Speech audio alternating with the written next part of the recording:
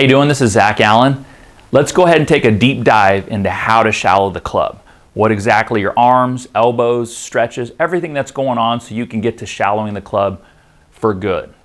So before we do that though, if you really want to support my channel, please hit the like button down below, subscribe to my channel so you'll get updates when new videos come out. I've also got a great email list, a free email list that goes out to all those that watch these videos where you'll get tips from me on a weekly basis. So let's talk about what exactly is happening in this crucial position when the club starts to shallow in the downswing. Okay, because I know there's a lot of you out there that have been trying. Maybe you got it, maybe a lot of you didn't get it, maybe some of you that just gave up on it because it was too difficult. I think if you can really kind of isolate what the hands and arms are doing, you're going to really start to learn how to shallow the golf club. Okay, many of you know that your trail arm is going to go external. Okay, which is basically just losing the arm wrestle match, right? It's going like this. But the big key to shallowing the club consistently is actually in your lead arm. Your left arm is also going to go external, okay, which looks weird with my hands separated. If I had the golf club in my hand, you can actually see here as my elbows come together, my left arm works like this, my right arm goes this way. I feel a total stretch across all of my body, almost like a volleyball person that's waiting to set a serve, right? I grew up reading Ben Hogan's golf book, and he always had that famous image in there of his arms tied in ropes, and nobody shallowed the club better than him. So the drill that I've been doing with a lot of my students to really help them get that feeling is we take something. You could take a rolled up head cover, roll it up like this. You could take an empty water bottle. I'm just going to use a pool noodle for right now, something that's not super heavy. Go ahead and just put it in between your arms and address the ball, okay? And what you'll feel right away as you go back, you're gonna start to feel a lot tighter already, okay? Now, the key here is when I get back, I'm not squeezing my arms together so tight. They're actually fairly loose here, but the key is as I start down, I'm putting a little bit of tension on this noodle from both arms. So there's a little bit of sensation of my arms being like this, right? Slightly external to fully external, or whatever your capacity of external is.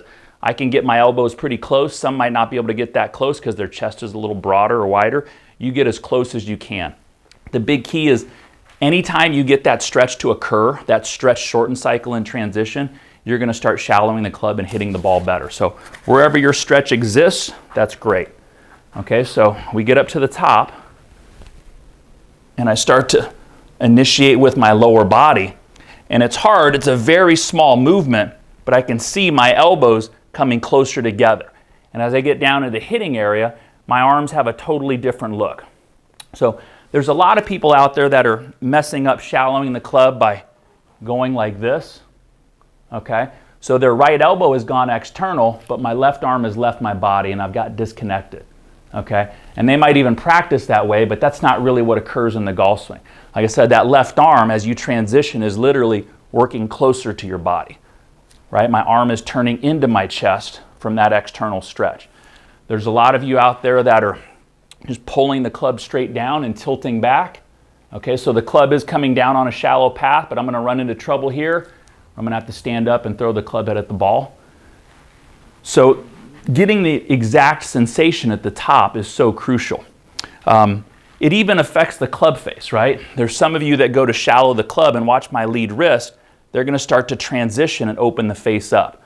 As soon as that happens, obviously I'm coming down, the club face is really open. I'm going to have to do something to square it. But the biggest thing is I don't feel the right stretches here. Even though the position looks pretty good, the muscles aren't the same. So it's really crucial because our hands are together on the club head, that as soon as I start to feel the correct stretches, I really can get a good sense of what a good player feels in transition. To me, it's a lot like throwing a ball, right? As soon as I start to change directions, I feel a stretch all across my upper chest, my right shoulder, my bicep, and then that ball releases. So in golf, that stretch exists here, right? I don't feel a ton of it at address. I feel a little bit at address, but I feel it the most right in transition. So it would feel like this right in transition. Okay, both arms getting closer together, both elbows going external. And boy, you're gonna really get a sensation of some stored up energy right there. I feel like I could really just pound the ball right there from that stretch occurring right in transition. So take one of those small things, put it in between your arms, work on that sensation of how you shallow the club. I guarantee you'll feel what great players are feeling once and for all. That club will start shallowing. If you enjoyed that video and it helped you out, please feel free to subscribe to the channel. And like I said, I have a free email list. There's a link below in the description. Just click on it, put your email in. You'll get free emails from me on a weekly basis, no strings attached. Have a great day, and I'll see you next time.